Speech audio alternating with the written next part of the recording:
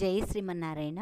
ఈరోజు ఈ వీడియోలో మనం పరమశివుని యొక్క మిక్కిలి ప్రియమైన క్షేత్రమైన కాశీ క్షేత్రం గురించి తెలుసుకుందాం. కాశీ క్షేత్రం భారతదేశంలో ఉత్తరప్రదేశ్ రాష్ట్రంలో గంగా నది తీరానికి సమీపంలో ఉంది. ఇక్కడ పరమశివుడు కాశీ విశ్వనాథునిగా దర్శనమిస్తాడు. వరుణ, అసి అనే రెండు నదుల మధ్య ఈ క్షేత్రం ఉండడం వల్ల ఈ క్షేత్రానికి వారణాసి అనే పేరు వచ్చింది. అంతేకాకుండా ముక్తిని ప్రసాదించే క్షేత్రం కాబట్టి ఈ క్షేత్రాన్ని అవిముక్త క్షేత్రంగా పిలుస్తారు. కాశీ క్షేత్రం యొక్క మహత్యం శివపురాణం, స్కాందపురాణం, లింగపురాణాల్లో కూడా తెలియచేయబడింది.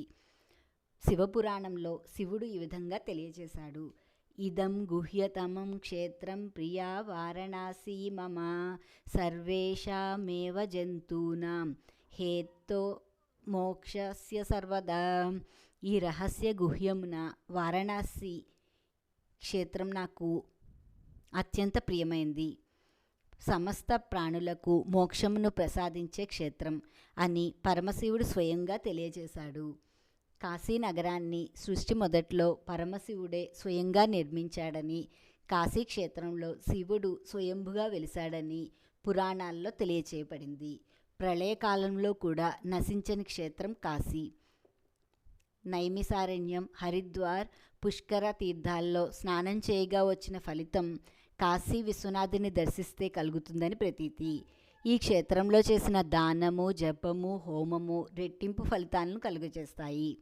ఈ క్షేత్రాన్ని దర్శించడం వల్ల బ్రహ్మహత్య మొదలైన భయంకరమైన పాపాలు కూడా తొలగిపోతాయని పురాణాలలో తెలియచేయబడింది.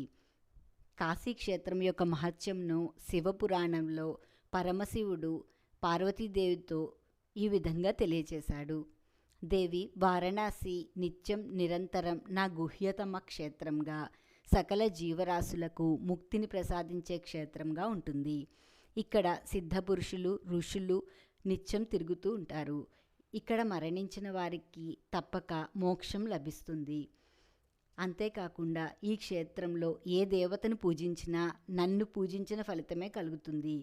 కాశీలో ఉన్న గంగలోనూ ఏ తీర్థాల్లో స్నానం ఆచరించిన విశేష ఫలితాలు కలుగుతాయి.